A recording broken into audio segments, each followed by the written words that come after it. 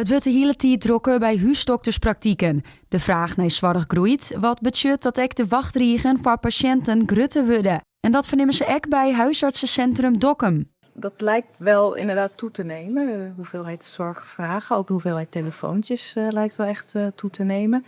En ja, ik denk dat het heel veel verschillende oorzaken heeft. Misschien zijn mensen iets eerder bezorgd, maar ik denk dat nog meer telefoontjes eruit voortkomen dat ook steeds meer taken bij de huisarts komen te liggen.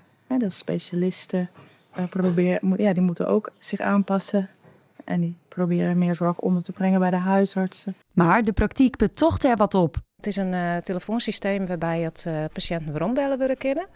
Dus op het nummer wat ze maar bellen, daar kies een terugbelafspraak maatje. Ze kennen in de wachtrij blijven, dus dat is een eigen keus om te wachten of op een moment waarom bellen te worden, trogische assistenten. De huisdokterspost hoopt je mij de druk op de zorg te verminderen, want dat zou in de toekomst net een minder groot probleem worden.